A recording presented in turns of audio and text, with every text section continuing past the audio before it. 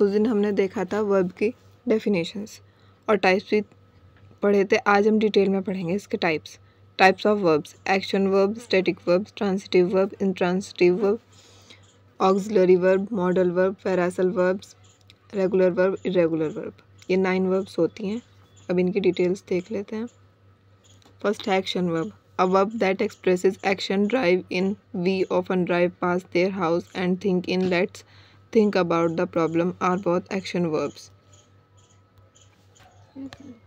Action verb में ये होता है कि पूरे सेंटेंस में जो क्रिया होती है, जहाँ पे कोई काम हो रहा होता है, उसे एक्शन वर्ब कहते हैं। नेक्स्ट है static verb. Static verbs describes a state rather than a action. They are not usually used in the present continuous form. ये यूजुअली यूज्ड होता है प्रेजेंट कॉन्टिन्यूस फॉर्म में, ये वाली वर्ब, जिसे स्टैटिक वर्ब कहते हैं। For example, I don't know the answer, मुझे आंसर नहीं पता। I am not knowing the answer, जैसे मुझे आंसर नहीं पता, यहाँ पे ing लगकर ये स्टैटिक वर्ब का यूज़ हो रहा है। शी रियली लाइक्स यू, इसमें भी इसे भी कैसे कन्वर्ट किया जा सकता है, she really liking you. In simple words, we can say stative verb shows thought opinions. Stative verb जो होती है नॉर्मली हम कह सकते हैं कि ये थॉट या ओपिनियन शो करती है, जैसे I agree, she believes, he thinks, etc. Feelings, emotions, love, hate, want, like, etc. Senses, perceptions, smell, look, feel, see. और पोजीशन में होता है have, has, had.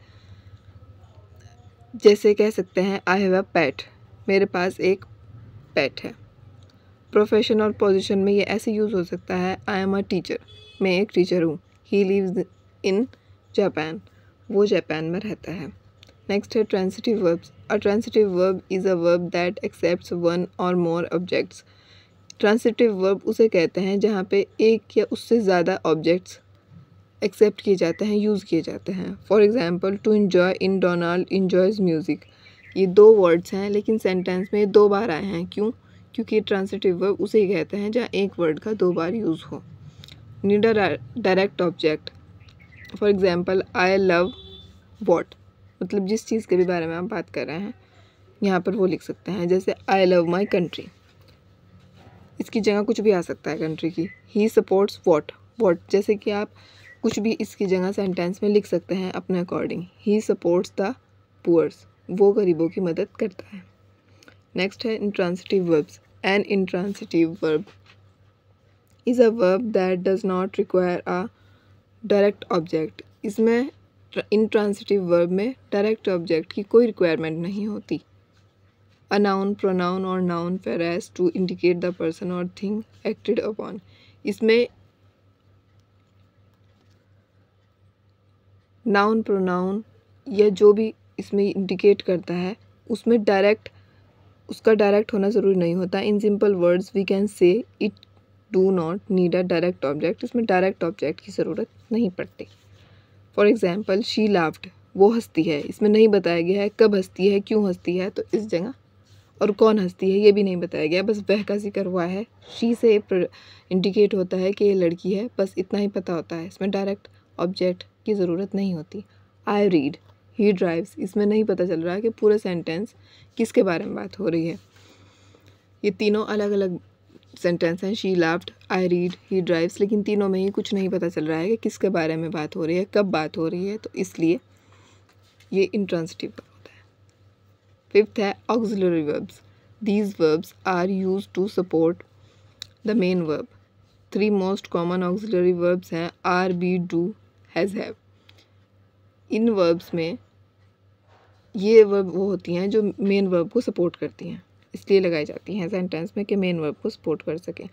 I am cooking food, इसमें भी ऐसे ही हो रहा है। She does not talk much, he has been waiting for you. इसमें कॉमन ऑक्सिलरी वर्ब यही हैं, इनका सपोर्टिंग वर्ब का यूज़ हो रहा है। एक एक्स्ट्रा नॉलेज के तौर पर हम देख लेते हैं। Be is, am, are, was, were, do, does, did, been, being, have, has, have, had. तो ये सारी भी सपोर्टिंग वर्ब्स होती हैं जो सेंटेंस में लगाकर सेंटेंस को कंप्लीट किया जाता है। नेक्स्ट है 6 modal verbs. A modal verb is a type of verb that contextually indicates a modality such as likelihood, ability, permission, request, capacity, suggestion, order, obligation, necessity, possibility or advice. Modal verbs generally accompany the base form of another verb having semantic content. तो modal verb में ये होता है guys कि ये modality को indicate करती हैं, जैसे likelihood, ability, permission, request, capacity, suggestion, order, obligation, इन सब को सजेस्ट करती हैं। जहाँ पर ये आएगा वहाँ पर पता चल जाएगा कि हाँ मॉडल वर्ब्स हैं। ये सभी वर्ब्स की मॉडल होती हैं, मतलब सेंटेंस पूरा करने के साधन होते हैं, क्रियाओं के। In English the modal verbs commonly used are, can, could, may, shall, might, should, will, would, ought to, used to and dare. In simple words, modal verbs are a type of auxiliary verbs which express ability, permission, possibility and obligation. Simple words में हम कह सकते हैं modal verbs auxiliary verb का ही type है। ये express करती है जहाँ ability हो, permission हो, possibility हो और obligations हो। फर्स्ट है ability, can, could। ability कहते हैं कर सकने को, इसमें can और could यूज़ होता है। क्रिया इसे कहते हैं आई couldn't sing well but now, ऐसे ही यूज़ हुआ। आई एम सिंगर इस तरह यूज़ हो सकता है कि मैं गा नहीं सकती, मैं अच्छा गा नहीं सकती बट फिर भी गा लेती हूँ। पर इस जगह है नेक्स्ट है परमिशन, कैन और may. Can I open the door, क्या मैं डोर ओपन कर सकती हूँ। मे आई कम, ये भी दोनों में परमिशन ली जा रही है, पूछा जा रहा है, तो ये इसी फॉर्म में आता है। थर्ड है पॉसिबिलिटी, कुड, मे, माइट।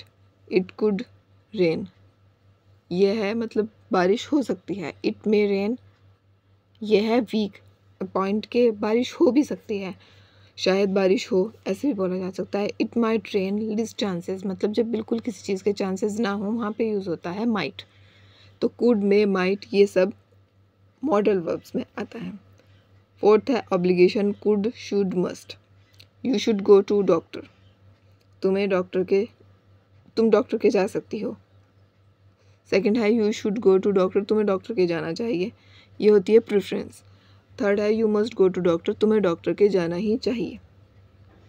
तो ये 3 डिफरेंस हैं इसमें, प्रेजेंट, पास्ट और पास्ट पार्टिसिपेंट इस जगह इन सेंटेंसेस में ये वर्ब यूज़ होती है। 7th है regular verbs. Regular verbs are verbs whose past tense versions are formed by adding an add to the end such as walk, claim, decide। Regular verbs जो होती हैं वो वहाँ पे यूज़ होती हैं पास्ट सेंटेंसेस में। A regular verb is any verb whose conjunction follows the typical pattern or one of the typical patterns of the language to which it belongs। A verb whose conjunction follows a different pattern is called an irregular verb। Regular verb वो होती है guys जो regularly use होती है, जिसका pattern typical होता है। Regular verb need addition to ed and the end of them to be used in past और past participant tense, walk, walk, walked. Past participant tense में ये रेगुलर वर्ब यूज़ होती है, इसका मोस्टली यूज़ वहीं पर होता है। नेक्स्ट है 8 irregular verbs. An irregular verb is defined as a verb does not follow the usual rules of grammar। Irregular verb में ग्रामर के मोस्टली जो रूल्स होते हैं यूजुअल नहीं होता, ज़रूरी नहीं होता यूज़ करना। For example eat is an irregular verb because its past tense is ate and its past participant is eaten not eated. मतलब इसमें कोई एक बेसिक रूल नहीं होता, इसमें रूल चेंज होते रहते हैं। For example eat, ate, eaten, drive, drop, drawn. इसमें ज़रूरी नहीं होता कि पास्ट टेंस की तरह ई एन डी लगाया जाए, ई डी लगा के। 9th है phrasal verb. Phrasal verb are made up of several words together usually with the combination of a verb plus preposition और a verb plus adverb. Phrasal verb उसे कहते हैं जो बनी होती हैं 2 वर्ड्स के